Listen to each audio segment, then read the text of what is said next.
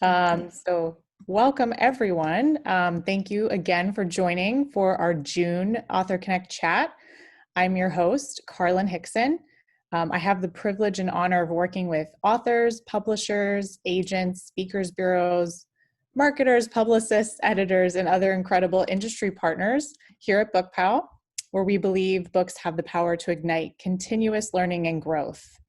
Our guest today will be providing insights from her latest book, Master Your Motivation.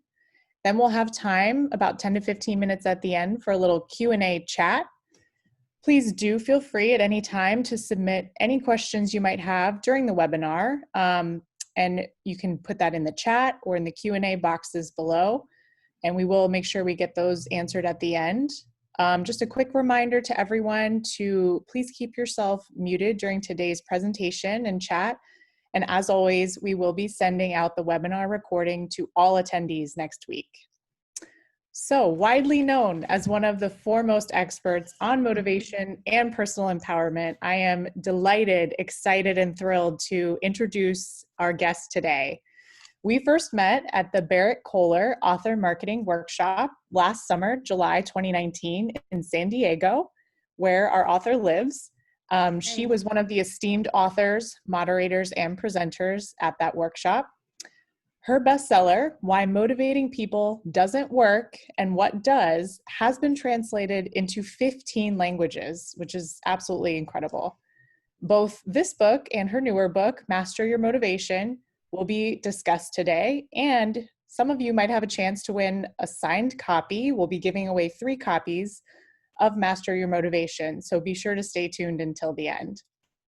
She is the co-author of the best-selling book, Self-Leadership, and the 1-Minute Manager with Ken Blanchard, and she is the creator and lead developer for the Ken Blanchard Company's best-in-class self-leadership and personal empowerment program, aptly named Self-Leadership. She gained her knowledge through extensive experience in business, advertising, sales and marketing, production, executive and lifestyle coaching, and leadership training with clients as diverse as AARP, Dow, Eli Lilly, Fruit of the Loom, Google, and the NBA. Having shared her message on optimal motivation, self-leadership, and thriving together in all 50 states and in over 40 countries, she implores leaders in this newest book to stop trying to motivate people and rather help and empower individuals to master their own motivation, achieve their goals, and flourish as they succeed. As I mentioned, she lives in San Diego with her husband, where she is senior consulting partner for the Ken Blanchard Companies, a leadership consultancy and motivation coaching focused firm. And she's also a professor in the Masters of Science in Executive Leadership program at the University of San Diego. Many hats.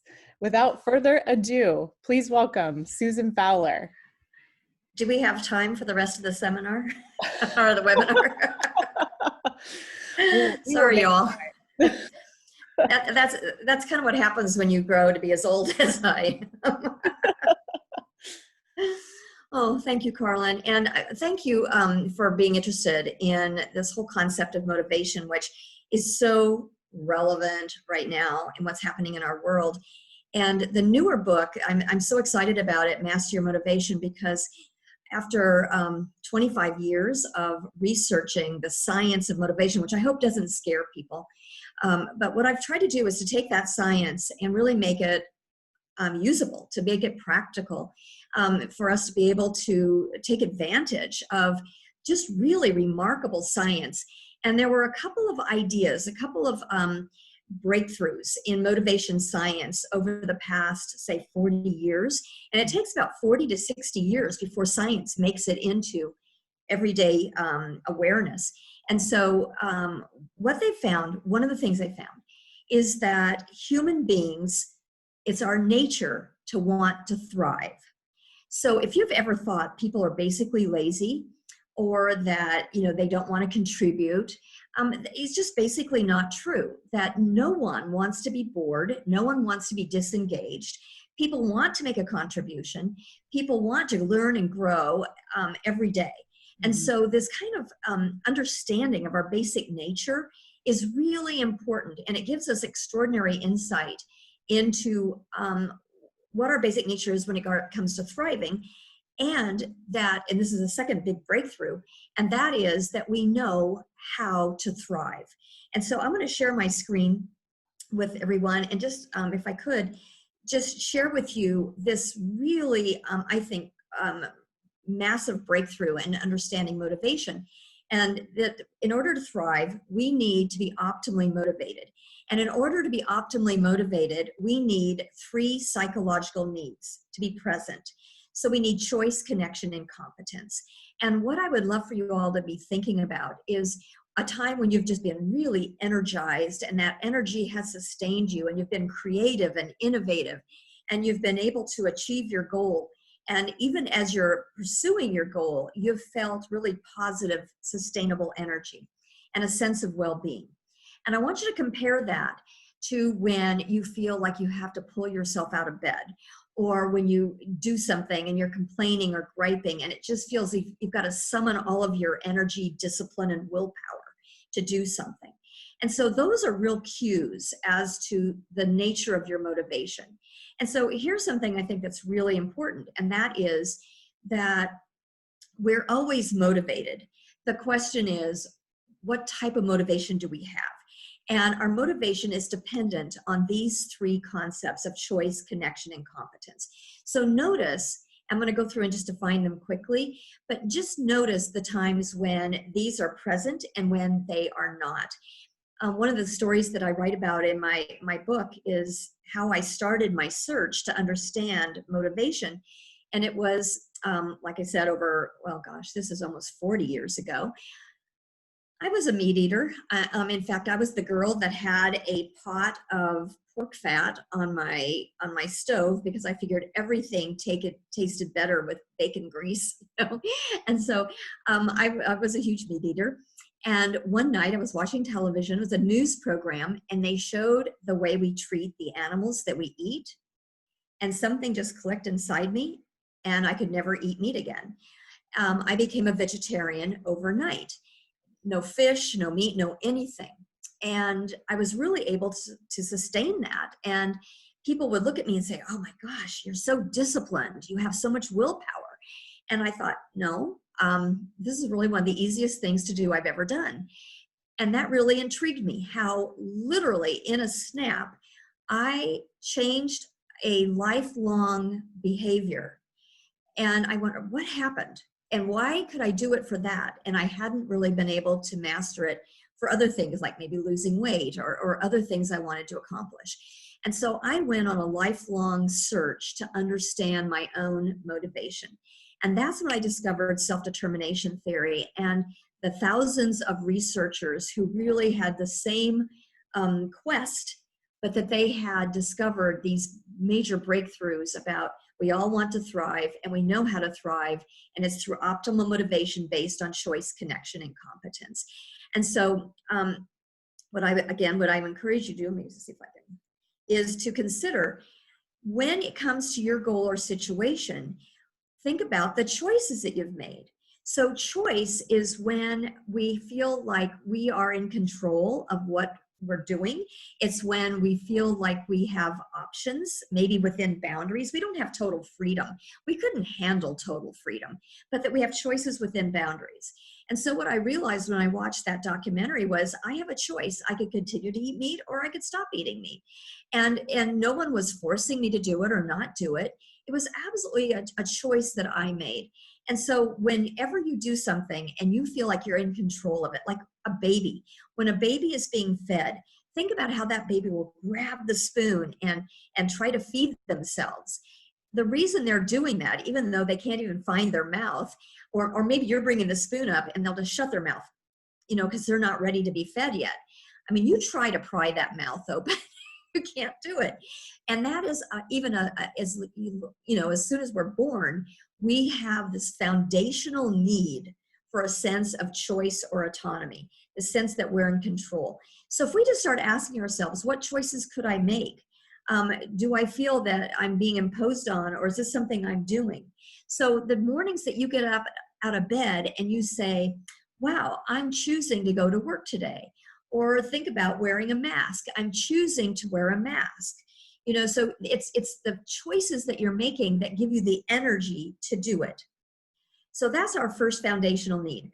Our second foundational need is for connection or relatedness. This is when we want to feel like we belong, that we're doing something because we're contributing to the greater good, because we're aligned with values and a greater sense of purpose. And if we don't have this sense of connection, then our choices are probably going to go nowhere. So we need to make choices, but we need to make choices that we feel are meaningful. So you could ask yourself, is this choice going to give me a sense of genuine connection? Is it going to help me to feel like I belong to, or that I'm aligned with my values? Here's the problem that I find, Carlin, in a lot of organizations, is that organizations have values. Sometimes, like I've been to, for example, Caterpillar in Peoria, Illinois, and they have their values on these amazing columns that are like 2 stories high. So you walk into the TTT division of Caterpillar and you know what the values are. They're right there. The question I have is, what are your values? Every day when you go to work, do you know what your values are? And so what organizations often do is they do a great job of defining their organizational values, but then we stop and we don't ask individuals, what are your values? Are those values aligned with ours? And if you have a goal, if it's a sales goal or whatever your goal is that goal aligned not only with the organization's values, but with your own values? So if you don't know what your values are, it's really hard to tell what's meaningful. It's really hard to determine what's important. And one of the things I'm discovering, I think, is that a good thing that might be coming out of COVID, a good thing that might be coming out of what's happening with our racial disparity right now, is that people are really being asked, what are your values? What do you value? And a lot of us haven't gone there before.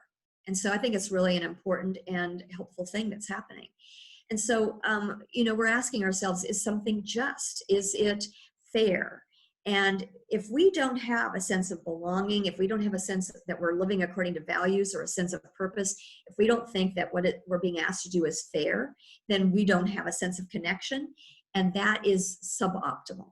We're not ever going to have optimal motivation without feeling that connection. And then competence, that's the third foundational need. And so when it comes to whatever we're doing, our goal or our situation, if we don't feel that we have the competence, the skills, if we don't feel like we are able to master whatever it is we're trying to do, if we don't feel that we have the insight necessary to cope with uncertainty, to deal with the changes that are being asked of us, then we will never have that optimal motivation necessary to thrive. And that's what's going to give us that positive energy to keep going. So the reason that we oftentimes don't feel optimally motivated is because when it comes to our psychological needs, which are along that horizontal line down there, our psychological needs are low quality. In other words, we either feel like we don't have choice, we don't have connection, or we don't have competence, or maybe we don't have all three, which lands us in what's called suboptimal motivation. We either are disinterested, we don't even care, we're external, in other words, we're depending on some reward or some kind of tangible or intangible incentive, like power, status, image, or we're feeling imposed. We feel like we have to do something because other people's expectations are driving us, that we feel, what would happen if I don't do this? I might feel a sense of fear or concern over my image. And so what happens when we don't experience choice, connection, and competence, we tend to experience suboptimal motivation. But when we have a sense of choice, connection, and competence, we will feel optimal motivation. Either we're aligned to values and purpose, or we're integrated. We feel like we're actually being congruent. We feel like we are one with who we think we are. So in other words, I mean, this might sound a little kind of crazy, but I choose to wear a mask right now. And the reason I choose to wear a mask whenever I go out is because I have values around contributing to the greater good. but I'd also like to think that's who I am as a human being. That as a human being, I don't just think of my own needs, I think of other people's needs. And so I do it out of a sense of being integrated and contributing to the greater good. Is it fun to wear a mask? That's the inherent motivational outlook. The inherent motivational outlook is when you do something just because it's fun, because it's easy, because it comes naturally to you. Is wearing a mask fun? No. But I do have a sense of aligned or integrated motivation when I do it. But when I play Toon Blast on my iPad, it's a game that I'm really enjoying. I'm inherently motivated to do that. And it's because I get to make choices in that video game. I get to learn, I get to go, I get better as I go through it. But then I realize, well, there's not a lot of meaning in playing Toon Blast. And so maybe I need to stop playing Toon Blast and go back to something that is more meaningful. So the spectrum of motivation is really the compilation of motivation science for the past 40 to 60 years. And this is the model that I explained in my books and that people can actually use because motivation is a skill. Now, I know I've just gone over it in just the last couple of minutes and maybe you're just going, this doesn't even make sense. But I hope, Carlin, that we can have a little bit more of a discussion around it. And also, if people are curious, you could go to my website and you could actually take a free assessment and you'll find out what is your motivational outlook. So if you have a goal or you have a situation that you're working on or a task like expense reports or a budget you have to work out or maybe it's a government form that you have to fill out, what's your motivational outlook for that? You could just go through a series of fun questions and you'll get immediate results about what your motivational outlook is. And then also I just would like to offer to people that I've done a lot of actual research around this and publishing. And if you are interested, we can't just give these away. They need to be requested because they're from academic journals. But if you're interested, if you just text articles to 66866, then I can send you these particular articles on motivation and leadership competencies, leadership and power, and motivation and power, and also motivation and money, which is a really big topic. And then a business case for why optimal motivation is so important in the workplace. So with that, let me just stop sharing my screen. That was just an overview of kind of the science of motivation, but I hope maybe we can make it more relevant to people through our conversation. Absolutely. Thank you so much, Susan. I really enjoyed reading your book and actually learned a lot because I feel like for myself in particular, and I'm glad you mentioned at the end with the articles because I might text you for one of them. I'm just curious. So my first job actually was a sales-oriented job. I was in a call center environment, and obviously KPIs were very big, and there were our data and how many calls we took and how many times we upsold, how much we upsold was very much monitored and also incentivized. We had sales quotas and goals per quarter, per month, per week. So I feel like because of that, my whole career, every job I've had, I am very motivated by incentives, if you will, and bonus and additional money opportunities. Although I do still feel like I'm intrinsically motivated, but I'm just wondering more of your thoughts on that, because I know you said, there's one example in the book where somebody comes up to you and says, oh, we're going to roll out the new product and we have a bonus plan, but I didn't know you were going to be here, and he was ashamed. So I'm just curious about your thoughts on it, because I hadn't thought about the fact that maybe that's driving suboptimal performance. Yes, and this is a really controversial topic, but it's so clear that you cannot be extrinsically and intrinsically motivated at the same time. And so money and rewards and incentives set up what on the spectrum of motivation model sets up that external motivation. So you're doing it for the reward. And when you're doing it for the reward, it prevents you from having a deeper connection of doing it for different reasons. I call them fatal distractions. It's like we're distracted by the shiny object.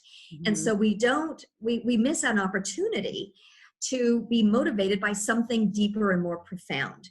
And so are we motivated by money? Absolutely. Are we motivated by power and status? Yes. Are we motivated by fear and anger and and pressure and stress and threats. Yes. But what motivation science shows us is that we have alternatives. All of those are like junk food motivation. So Mhm. we have a choice. We could choose to be motivated by something different. And the problem with the incentives and the rewards is that a lot of people don't know the alternatives.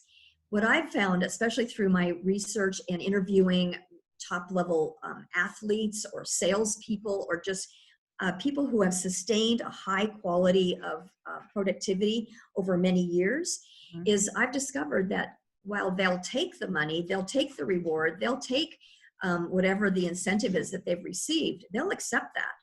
But that's not why they're doing it. And they have found much deeper, more meaningful reasons for doing what they're doing. And so it's not that you don't want it, it's just not that that's just not the reason. So when I was at that sales meeting and the sales VP of sales said, "Oh, wow, I didn't realize you were going to be here and about to get up and announce an incentive plan for this new product." And I said to him, "Well, why do you feel that's necessary?" He goes, "What do you mean?" I said, "Well, do you think that your people are not motivated to sell the product because it's not a good product?" He goes, "Oh, no, it's a great product." I said, "Oh, so do you think they're not motivated to sell it because it's too expensive?" "No, it's really value price." "Oh, do you think the clients aren't going to want it?" "No, we really think there's a hunger for it. We did our research." I said, "So why do you think your people need an incentive to sell it?" And he got really frustrated. And he goes, "I don't know. It's just what we always do." And I think it's what it comes down to, is that we haven't understood the nature of motivation. And so we've relied on incentives and bonuses and all of those external rewards without understanding the alternative. And that's my message is, if I could have a motivation conversation with you, I could, and if you learned the skill for yourself, you would be able to have the conversation in your head and say, wow, what are other reasons that I might be motivated to sell this product or to upsell in a call center environment or to meet the metrics that are necessary? Right. No, that makes total sense. And it's funny. So yeah, since reading your book, I've just been reflecting on all these different jobs I've had and how they've all had these external carrots. And I think early on, you don't realize there's an alternative to not just having that. And then I do think though, through everything, I really like connecting with people and I like helping them. So despite Mm. the fact that you're right, you like the extra, I guess, carrots, if you will, that you can get, but you're also, I feel more motivated in all of my jobs that I've been able to help people find the right book or help them find the right product for what their needs are. So, Well, and then, Carlin, money or the incentives become a matter of justice and right, fairness. right, So if I am asking for more money, I'm not asking for more money because it motivates me, because I am motivated by things deeper and more meaningful. But if I'm asking for more money, it needs to be because it's in fairness. So if I'm a woman mhm, or I'm a person of color and I am not being paid commensurate to others who are in that same job, mhm, then that's part of connection. I don't feel my connection has been eroded hmm, because I'm not being treated fairly. I don't feel like I belong or that I know I'm making a contribution, but I'm not being paid fairly. right. So, yeah, so I think it's really important for people to understand why they're doing what they're doing. Yeah, absolutely. We have a couple questions that have come Okay. in. Kathleen asks, can you give an example using all three? I want to be motivated to eat less sugar. Great question. Oh, and I'm sure that everybody knows the story of Gandhi when the mother, do you know that? Remember that story? Yeah, it's in your book, right? No, actually, this is in. It's been in a Oh, number of other books, but it's not in oh, mine. I might have referenced it actually. Yeah, you might be right. I think it was in the first book. But anyway, a mother had a little boy who was eating too much sugar, and so they stood in line for days to go ask Gandhi for help. And she came up to Gandhi and she said, "Gandhi, please tell my son to stop eating sugar. He's eating too much sugar, and if you tell him to stop, he'll listen because you're a great man." And Gandhi said, "Come back in 3 weeks." So 3 weeks later, they come back, and she said, "Can you help my son?" And Gandhi looks at her little boy, and he says, "Quit eating so much sugar; it's bad for you." And she said, why couldn't you have done that 3 weeks ago? And he said, because 3 weeks ago I hadn't stopped eating sugar. And so he felt like he couldn't, he couldn't advise to stop eating sugar because he hadn't.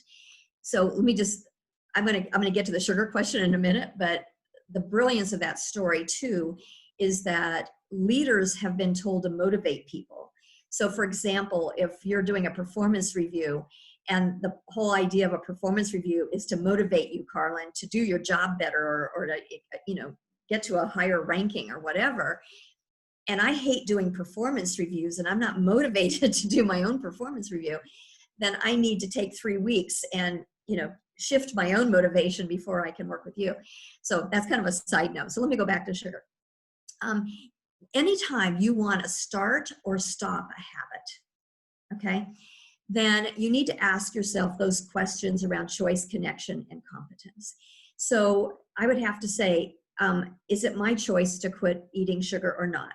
And I have to tell you, this is something I actually did. Every morning when I have my coffee, I put 3 scant teaspoons of sugar in my coffee. And I wanted to stop doing that. So I asked myself, okay, what choices do I have? Okay, I could drink my coffee without sugar. I could drink my coffee with the sugar and keep doing that. Or I could mix sugar and stevia, because stevia doesn't have a bad effect on your body. And so as soon as you start asking yourself, what choices do I have? It's almost like a miracle. When you start asking yourself that question, it's almost like just the fact you have choices frees you up to make the best choice. And so I chose to try a mixture of sugar and stevia. And so then I would ask myself, okay, connection. Where's the connection? What meaning does that have? And is it aligned with my values? And so I started thinking about, gosh, all I'm talking about is sugar in my coffee, but do I have any values aligned with that? And then I realized, yes, I value my body, I value energy, and I know that when I eat sugar, my blood sugar rises and then it crashes, and then I need something more. I need more sugar, I need a carb, or I need something else. And the nature of my work, I didn't want to be on this roller coaster ride all day long. And so I realized I had values around my health. I also have values around wanting to be authentic. So if I'm teaching people about self-leadership, if I'm teaching people about motivation, I needed to be a good role model. And so I connected through those values. And then I said, competence. Do I have the competence to do this? And obviously, yeah, every morning I could choose, well, I have to tell you, this has been a couple of years later, but I cannot even drink coffee with sugar in it anymore. I just had a cappuccino at Starbucks this morning with stevia. And it's delicious and I love it. But it took me a while, to wean myself off of it. But it was, even if you're doing tiny habits, you need to ask yourself through every step of it, what choices do I have?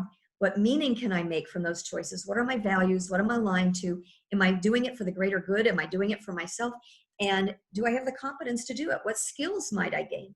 And now I'm able to use that for anything that I want to start or stop in terms of habits.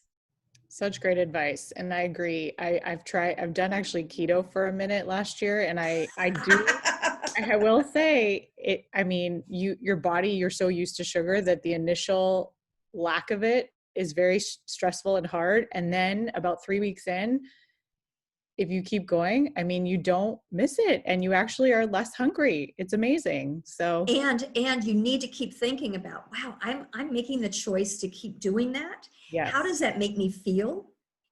And so, why am I doing it still? So it's fascinating when you just ask yourself choice, connection, and competence questions. It sustains your energy over time. And that's what the research shows too, that when you're optimally motivated, it feels so good you want to keep going with it. Yes. So that's the nature of optimal motivation. I love how, simple it is, but when you start doing it, I think because most of us don't do it. And so we don't realize it, it seems simple, but until you actually put it into practice, you're like, oh, I haven't been doing this. Well, it's like anything. It's simple, but not easy. Not easy. Yeah. But once you get it, it's so, I wish you could talk to my friends, my family, my husband. They literally will tell you that I'm a changed person since I started practicing what I teach, and it's changed the quality of my life. That's whenever I feel pressure or tension or stress, I mean, I could be in the car, Carlin, and I'm like, all of a sudden I'm finding myself just gripping the steering wheel. I'm like, oh, and I'm going, why am I so? And I go, oh, because I chose to leave late, because I chose to do a few things that thought I needed to get done. And now I'm a fast driver anyway. And now there's somebody in front of me that's driving too slow. And they have just eroded my sense of choice because I can't drive as fast as I want to. So just recognizing, okay, I made a choice to leave late. I'm choosing to drive fast. There's somebody in front of me driving slowly. And then I say, okay, what are my values? Wow, I don't value sending out negative energy to people. right. Anyway, so it's a constant, just, wow, what choices do I have? How do I make meaning through connection? And how do I gain skills through competence? I love it. We have another question from Danielle. What would you say is the difference between incentivizing teams with these kinds of programs versus rewarding with bonuses and other rewards? You know, that's a fascinating question, isn't it? It's a difference between a carrot, meaning you're doing it for the reason you're doing it is for that carrot, that bonus, that incentive, whatever you call it, the prize, versus not doing it for that and then later getting a reward out of gratitude that you weren't necessarily expecting. So here's the thing. How should I say this? Yeah, there's always room for gratitude. Okay, so if I send you a card after this is over and I thank you for your time and effort and support, I didn't have to do that. You weren't expecting it. And it just feels good, right? But what if I said to you before we did this, Carlin, if you will let me speak on BookPal and if you'll do this, then I'll promote you and I'll do this and I'll do that. Then we're in this transactional thing where it becomes all about what I'm giving you and what you're giving me. Right. And it's transactional. It's not genuine. It's not authentic. And so I'm consulting with a lot of organizations on how do you change your reward and incentive programs so that I don't think we're going to get rid of incentive programs. And so, you know, that example that you gave us at the beginning about when I was at that sales meeting, what we ended up doing was I got up and I said to the sales team, Mark is about to get up and talk to you about the incentive program for selling this new product. What I would like to encourage you to do is internalize what he's about to say as an example of how important this product is to the company. That they're shining a light. The incentives are being used to shine a light on the importance. And don't let those incentives be the reason you sell it. Instead, please let's take the time right now to think about what values are going to be in play when you sell this to your client. And as a salesperson, what is it why do you sell in the first place? Is it to solve a problem? Is it to create a service for your clients that you enjoy helping them succeed? You know, or what do you find that's fun about sales? Sell it because of a value, a purpose, because you're contributing to a greater good, or because it's fun. But don't sell it for the incentive. But please hear that the incentive is here as a way for your company to say, this is important to us. It was a way to shape the internalization process. Yeah, no, that makes total sense. And that really shifts what they're going after. You know, what's the greater value and purpose that you are part of this organization and you're seeing that this is important to the organization, not just chasing. Thank you, Carl. I love that. And I have to tell you, I had so many salespeople come up to me afterwards and thank me and say, you know, whenever they come up and they give all these incentives, I feel like I'm a trained monkey. Yeah. I feel like they're saying, oh, you know, jump through this hoop or do this and we'll give you that. And you reminded us that we can get the incentives, but that's not the reason that we're going to do what we do. Right. Absolutely. What would you say, or have you seen any really successful programs or initiatives that organizations are pivoting to kind of maintain and increase motivation amidst everything going on with COVID and just the state of the world, I guess, if you will?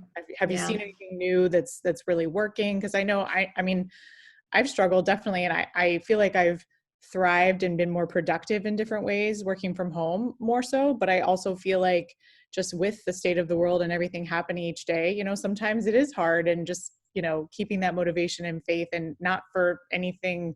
It's not my company's fault. You know, your book is about, it's your own motivation. You have to own it. But I guess, are there things a company can do to kind of help people maintain connectedness and motivation? You know, thank you, Carlin, for that question, because I'm actually doing 3 keynotes this week for major organizations, global organizations, on the topic of why return to normal. And the whole idea is to take a look at what's changed, what you're doing differently, and then look at it through the lens of choice, connection, and competence, and suboptimal and optimal motivation, to determine what you could continue to do that's actually working better. So let me just give you an example. I've seen research that's showing or sharing, and then I've actually talked to so many people too, that organizations are being much more transparent right now. They are giving employees more financial information, explaining decisions that they're making, explaining conditions and what's going on more than ever before. Now think about this. The reason that people are responding to that transparency is because it's giving them a greater sense of choice. The more information you have, the greater freedom you have to make the choices that are meaningful to you. And connection. Wow, you're sharing information with me that's privileged information that you've never shared with me before. It makes me feel like I'm part of the greater whole. It makes me feel like I belong. It makes me feel like you care enough about me to tell me what you're thinking. I was on a town hall for an organization the other day where the CEO broke down in tears because he had to announce that people were being furloughed for the first time in the company's history. And when you saw that transparency, when you saw I'm going to cry just thinking about how emotional he was at having to make that decision, and the great lengths he went through to explain why they had come to that decision. It was remarkable. And the outpouring of care and consideration, even the people who were being furloughed said they understood. It was extraordinary. It was a moment. Wow. Sorry, I didn't mean to get so emotional, but that's the connection. That's the connection. And then competence, it gives people information that they can use to feel that it's not as uncertain, that at least they're getting information that gives them a direction that they can build on. So just the very act of transparency is actually giving people a greater sense of choice, connection, and competence. And so what I'm doing in these keynotes is I'm going to ask people to think about, what have you learned from working from home? What have you learned about homeschooling your kids? If I could just share one real quick example. Yeah.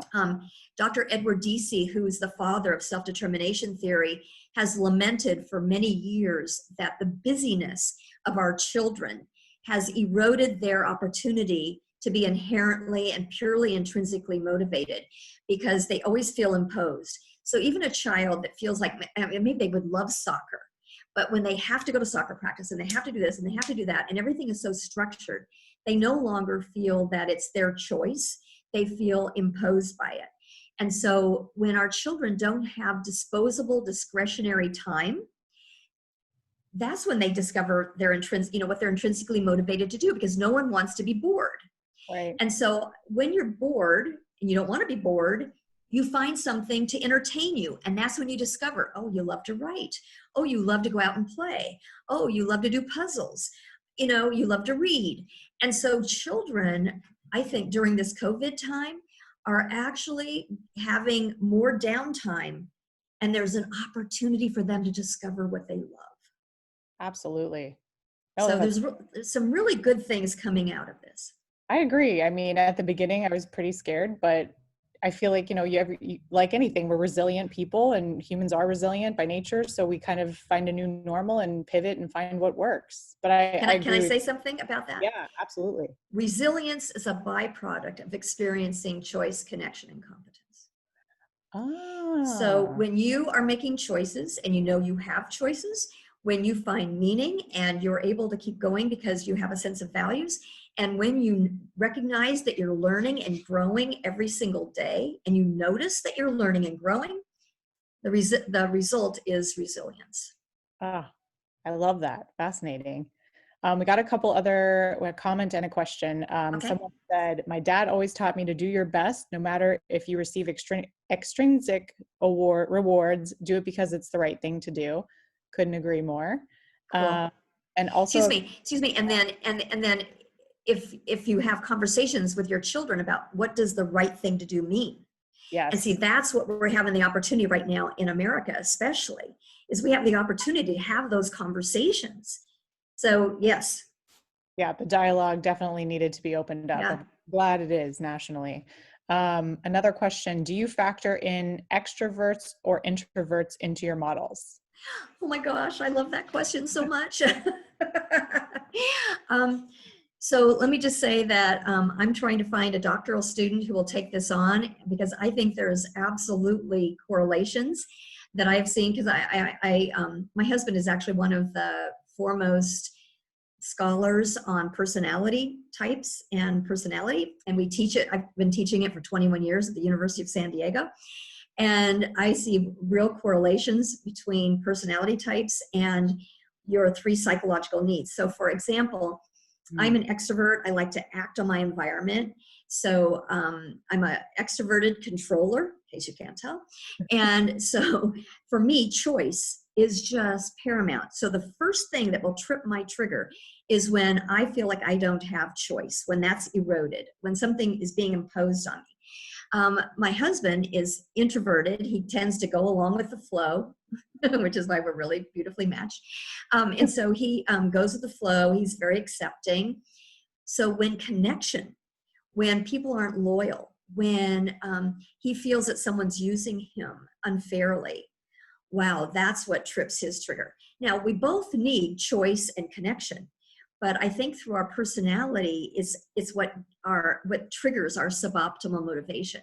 And then if you're the type of person where perfection is really important, if you are an introverted controller, for example, and process and procedure and perfection is important, and that's being taken away from you, then competence is going to be your trigger. You Mm. still need choice, you still need connection, but what really triggers your suboptimal motivation is competence. If something's disrupted around your process. So I think so let me just say this: every human being, regardless of personality type, culture, gender, generation, needs all 3 foundational needs. It's a universal foundational set of needs for all human beings. I think that our personalities might trip the trigger in one way, kind of spins them. Yeah, kind of like that. I mean, not to equate it to like love languages, but sort of like Oh, I your, love. yeah, your motivational language. Yeah. Oh, I Mhm. love that. That makes total sense. Um, I love your newsletter. Can you tell everyone, just as kind of a parting thought, to make sure that they check out if they want to sign up for your newsletter? Oh, Carlin, thank you. I'm touched by that. It's called CHOMP, which is our community of healthy optimal motivation practitioners. And so it's just roughly every month a newsletter. And if you're interested in, and you can subscribe and then unsubscribe. No worries, because I want you to have choice and connection and competence. And if it doesn't give you all 3, then unsubscribe. But if you just go to my website at www.susanfowler.com, you can subscribe to the newsletter. Awesome. Awesome. Well, I do want to thank you so much for being here today, and everyone for such great questions. I do want to Yeah. announce we had 3 winners of the signed copies. So we will reach out for your best address, but it's Kathleen T, Matt F, and Elizabeth Y. So we will go ahead and reach out to you, and congrats on winning a signed copy of Master Your Motivation, which is a fabulous book and resource. And if anybody on today's webinar wants to reach out for a pricing quote for 25 copies or more for your team, organization, or classroom, please do feel free to email me. My email is KARLYN, my first name, at book-pal.com. We will be sending out the recording of this chat next week, so do stay tuned. And then our next AuthorConnect chat will be with David Finkel on July 21st at 11 a.m. Pacific, 2 p.m. Eastern, about his book, The Freedom Formula. So thank you all again. Thank you, Susan. This Thank was you, Carlin. really enlightening. You know, and I think that BookPal kind of maybe attracts really smart people that ask really good questions. We try. We like to connect, learn, and grow. That's what we're about. So really, I love really it. appreciate your time. Thank you. I loved it. Thanks. Bye, all. Thank you all.